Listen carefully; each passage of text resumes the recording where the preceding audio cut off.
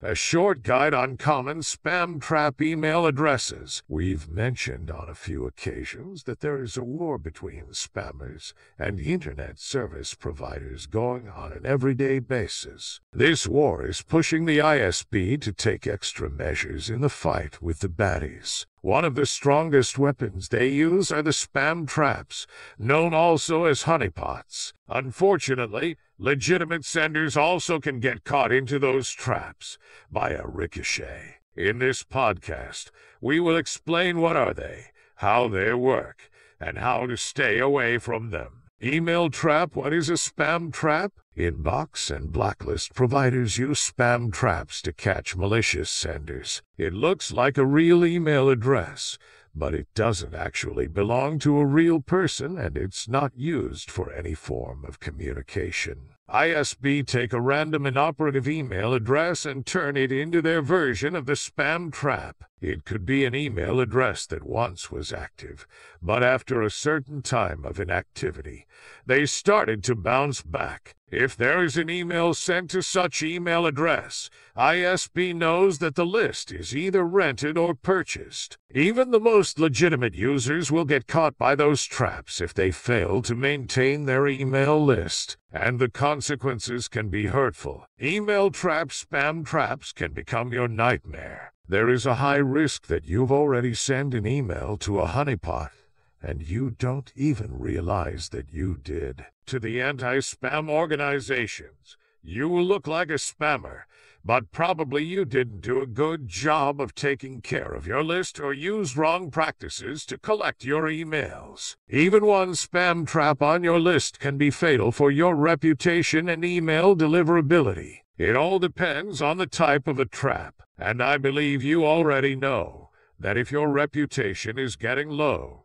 your emails will land in spam boxes and you can get blacklisted. In one word, what's email marketer nightmare? Spam trap on your list. How come? To realize how one of those could get on your mailing list first, you will need to learn about different types of traps that are currently used by ISP. In this part, we will cover the most common. However, if you would like to dive deep on this subject, check a comprehensive list created by Laura Atkins, email deliverability expert and owner of World to the Wise. Pristine traps, hidden email addresses published on public websites. A normal user would never see them, can be only collected by people that use wrong collection methods, i.e., scraping the web for anything that has an email format. If you've ever purchased/rented a list or scrapped websites yourself, there's a very high risk that you have a pristine trap on it. Recycled traps, inactive and abandoned email addresses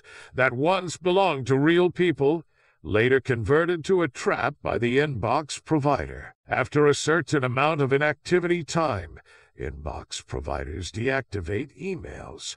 For example, Gmail and Outlook after 270 days and AOL after only 90 days. Once you send an email to such address, you will receive a hard bounce, which is basically the final notice to remove it from your list. If you take good care of your list, you will delete any hard bouncing addresses ASAP. But there are people who don't really pay attention to their bounces and will keep on mailing the spam trap. Soon they won't receive a hard bounce anymore, instead will get under the ISP radar as a misbehaving sender. This approach was designed to find and penalize irresponsible senders. Unfortunately, there are ways of getting spam traps on your list that are behind your responsibility. You might get users that subscribe on your page or signed up for a trial with a fake or accidentally or not mistyped email address that unluckily might be the traps. Even worse, someone who is not a fan of your work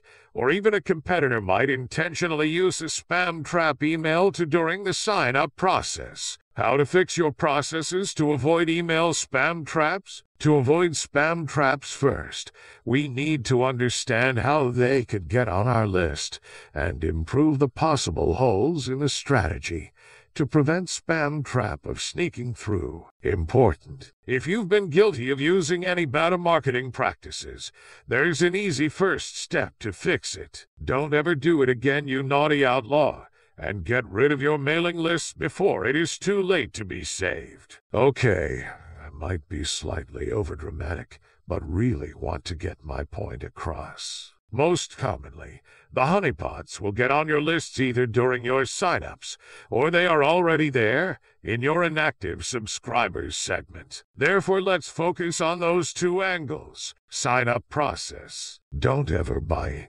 email lists. Might be full of traps just waiting for you. Use double opt-in. If an email is confirmed, it means that the email address is real, and there is actually a person behind it that might be interested in your product. Score. Validate with Bouncer in real time. Integrate your landing page with our real-time API to catch typos and non-existing email addresses before they will land on your list. Managing your lists. If it bounced, remove it. Always take off your list any email that hard bounced. Do it before it will turn into a spam trap. Additionally, put it on your blacklist/suppression list to make sure that you won't require it again or use it in your next campaign. Keep an eye on your inactive segment. Those that have been inactive for a while now won't bring any extra value to the ROI of your campaign, but might increase the risk of getting caught. Don't feel sorry to say goodbye. If you are worried that there might be already a spam trap on your list,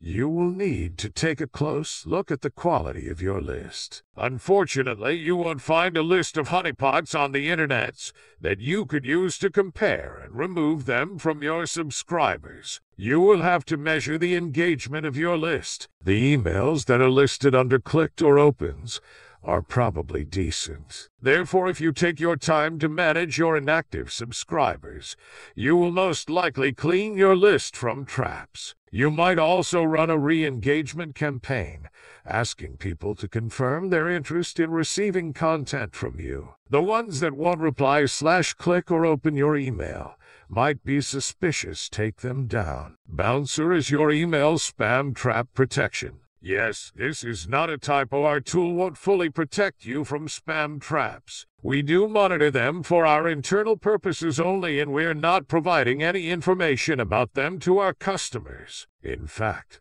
we have mixed feelings about spam traps. From one perspective, this functionality would be really helpful to the customers to protect them from malicious agents, which we would definitely love to help with. On the other hand, it might be attracting customers who need to wash out their harvested lists, which would be against our anti-spam policy. And we really try to be consistent with our values and mission. Some of our competitors are claiming that they are able to spot a spam trap. Some are saying it's not possible to verify them because a good spam trap is not designed to be spotted, and only old spam traps are possible to be identified. The truth is that a good spam trap/honeypot is not going to be published, and the ones that are possible to be revealed are most probably already obsolete. It might be good enough solution to provide some information about spam traps, but we would not be able to assure we spot them all. We have heard about ways to verify a spam trap, but those methods are very close to hacking, and we prefer the light side of the force. However, if you follow the good practices that we've mentioned in the previous paragraphs, and additionally run your list via Bouncer to find undeliverable email addresses before they are turned into traps, you will most likely stay clean from them. May your list be always clean, engaged, and decent.